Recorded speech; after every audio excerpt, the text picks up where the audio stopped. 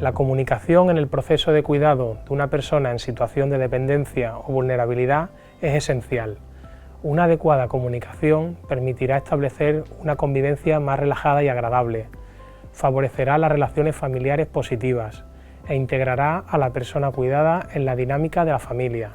Además, mediante una adecuada comunicación se ayuda a la promoción de la autonomía de la persona cuidada, se evita su aislamiento y la aparición de conductas desafiantes, y finalmente se potencia su bienestar.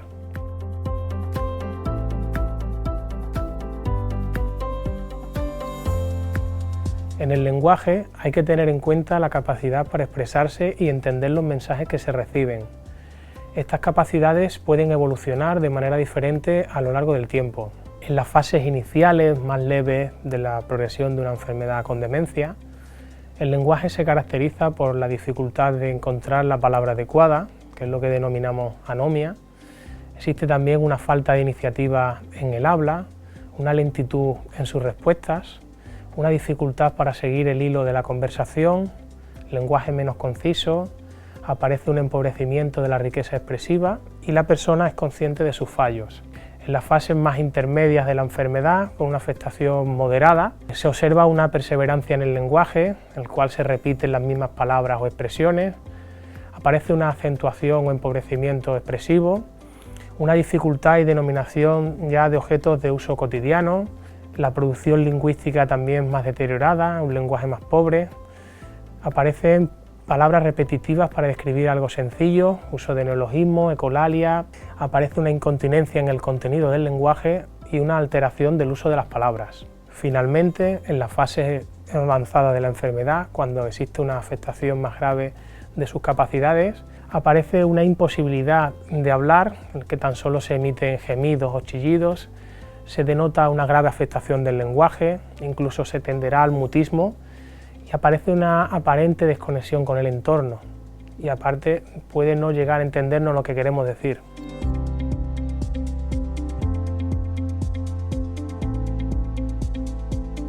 En primer lugar, hay que asegurarse que la persona cuidada debe ver y oír sin ningún tipo de problema. Así es importante comprobar variables externas y propias de la persona que puedan condicionar su audición o visión. Entre las variables externas, pues hay que asegurarnos de que no haya ruidos y sonidos que puedan distraer, confundir y crear dificultades en la transmisión y recepción de los mensajes. También es importante, en caso de que la persona cuidada utilice algún tipo de audífono, debemos asegurarnos que funciona correctamente, que esté limpio, colocado y la batería cargada. Igualmente con las gafas, que estén limpias, disponibles al alcance de la persona y bien graduadas. Además, si hay alguna sospecha de que existen cambios en la capacidad auditiva o de visión, es importante consultar con un profesional especialista para que revise las capacidades de la persona y establezca las medidas necesarias para compensar las posibles pérdidas. Una vez comprobados estos aspectos, existen una serie de recomendaciones generales que pueden facilitar la comunicación. Por ejemplo, conseguir captar su atención y asegurarnos de que la tenemos. ¿Cómo podemos hacerlo? Pues colocándonos a su nivel de contacto visual, llamándole por su nombre, tocándole la mano, el brazo, para que nos mire. Utilizar un tono de voz grave, un volumen adecuado y vocalizar bien. Es conveniente decir las cosas de una en una para no saturar la memoria o la capacidad de atención. Utilizar siempre un lenguaje sencillo, adaptado a las capacidades de cada persona en el momento de la evolución de la enfermedad. Evitar distracciones que puedan dificultar el acto comunicativo. Incluirlo siempre en conversaciones que se tengan en su presencia. Conservar la calma y la tenacidad. Además, es importante utilizar el humor, siempre desde el respeto, que puede ayudar a evitar frustraciones y enfados. Nunca le hables como un niño, es una persona adulta, no infantilizamos. Potencie los mensajes positivos siempre que sean posibles. En vez de decir, no hagas eso, podemos decir, ¿qué te parece si lo hacemos de esta forma? Por otro lado, existe también una serie de recomendaciones específicas en función de la evolución de la enfermedad. En las fases iniciales más leves de la demencia, en la comunicación, algunos consejos serían hablarle despacio, de forma clara, sin complicaciones, evitar rodeos o enredos en las conversaciones de la persona, mirarle fijamente a los ojos cuando vayamos a hablarle. En una fase más intermedia de la enfermedad, con la afectación moderada, Se recomienda ser paciente y comprensivo, darle el tiempo que necesita para expresarse, utilizar la imaginación para comprender lo que nos quiere decir, hablar en tono bajo con frases breves y muy sencillas, mirarle fijamente a los ojos con una sonrisa o una muestra de afecto, y si todavía es capaz de decir sí o no, hacerle preguntas cerradas y sencillas. Finalmente, en las fases más avanzadas de la enfermedad, algunas pautas para tener una comunicación eficaz con la persona cuidada sería intentar comunicarnos a través de miradas y de contacto físico, estar atento a sus reacciones y expresiones. Generalmente pueden advertir de su comportamiento que necesitan algo. Utilizaremos el lenguaje no verbal para obtener información del paciente. Alentar a la persona a que se comunique de cualquier manera con su entorno. Repetir y reformular las preguntas o cualquier información tantas veces como sea necesario. Y dirigirnos siempre con su nombre para poder captar su atención.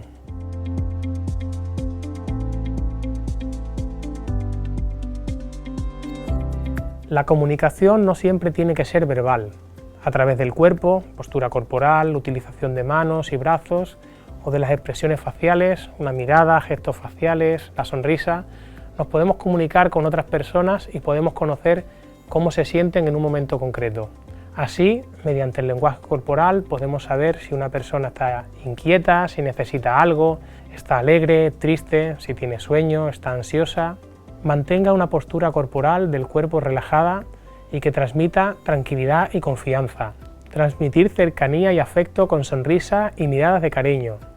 Evitar en la medida de lo posible mostrar enfado, impaciencia, ira o frustración delante de la persona. Intentar conseguir consistencia entre el lenguaje verbal, no verbal y el contexto. Cuidar y observar la postura corporal, los gestos faciales y los movimientos de las manos, ya que un movimiento excesivamente rápido puede ser interpretado como enfado o intento de agresión.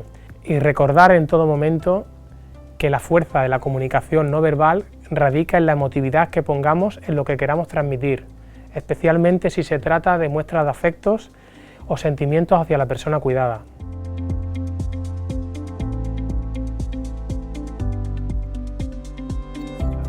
Es importante prestar atención a la manera en la que nos comunicamos con la persona y el lenguaje en que utilizamos. A través de ello transmitimos una serie de mensajes acerca de lo que pensamos y nuestra concepción sobre la persona a la que cuidamos o prestamos apoyo. Así, en primer lugar, hay que evitar la utilización de mensajes edadistas que transmitan una idea negativa sobre el envejecimiento en general y sobre la persona cuidada en particular. Además, se tiene que evitar hacer cualquier tipo de comentarios sobre la persona, comentarios negativos y especialmente delante de ella. Es importante hablar a la persona cuidada como el adulto que es, nunca tratarle o hablarle como a un niño. Esto ayudará a mostrar respeto por ella y tratar de conservar su dignidad. Nunca hablar delante de la persona como si no estuviera, tampoco en los casos en los que creemos que no nos entiende, pues no estaremos nunca seguros de si nos entiende realmente. En los casos en los que sea necesario hablar de ella con otra persona, cuidador o profesional, es recomendable hacerlo en una estancia separada. Para mostrar cercanía, respeto y captar su atención, conviene mejor colocarnos de frente, a su altura y nivel visual. Esto es especialmente relevante a aquellas personas que utilizan silla de ruedas o se encuentran sentadas en un sillón o incluso encamadas. Para evitar la despersonalización o el aislamiento de la persona cuidada, hay que tratar de incluirle en todas las conversaciones, invitarla a participar en la medida en la que se interese. En caso de que no quiera participar, se le debe respetar la decisión y no recriminar por ello. No obstante, no se tomará esa negativa como algo constante para las siguientes conversaciones y siempre se le invitará a las siguientes oportunidades. Como hemos visto, es posible que la persona tenga limitaciones importantes en su capacidad para expresarse o comprender los mensajes. Así, sé paciente y dale el tiempo necesario para que se comunique. También es importante tratar de adaptar en la medida de lo posible nuestro lenguaje a sus capacidades. Aprovecha cada ocasión que tenga para hacerle cumplidos, para trasladarle mensajes positivos. Esto ayudará a que la persona se sienta bien consigo misma. Finalmente, un aspecto esencial del respeto por la persona cuidada y muy relacionado con la comunicación es la transmisión de la información acerca de su estado de salud. Las personas cuidadas, sin importar el estado de salud en que se encuentren, tienen el derecho a que se les trate de una forma digna. Esto incluye el derecho, reconocido por ley, a que se les comunique todo lo relativo sobre su estado de salud, diagnóstico, pronóstico, tratamiento, etc. De esta forma es esencial evitar conductas paternalistas de sobreprotección a la persona e invitarla a implicarse, según sus capacidades, en la toma de decisiones compartidas relacionadas con la gestión de su enfermedad o de sus cuidados. Esta además es una manera de potenciar su autonomía y empoderamiento en los aspectos centrales de su vida. Para facilitar la comunicación en este contexto, es importante adaptar los mensajes a la capacidad de comprensión de la persona, mostrar empatía por su estado y generar un clima de confianza, seguridad y cercanía. Explicarle las cosas tantas veces como sea necesario hasta asegurarnos de que lo ha comprendido. Apoyarle en el proceso de toma de decisiones compartidas, con el profesional y con entorno afectivo. En aquellos casos de diagnóstico precoz, de fases iniciales de enfermedades como las neurodegenerativas, sería interesante elaborar una planificación avanzada de cuidados entre cuidador, persona cuidada y profesionales que la atienden, así como cumplimentar voluntades anticipadas u otros documentos de testamento vital que guíen los tratamientos y decisiones en los momentos en los que se dificulte la comunicación. Para más información o si tienes alguna duda, puedes contactar con nosotros a través del correo electrónico o de nuestra página web, Fundación Edad y Vida.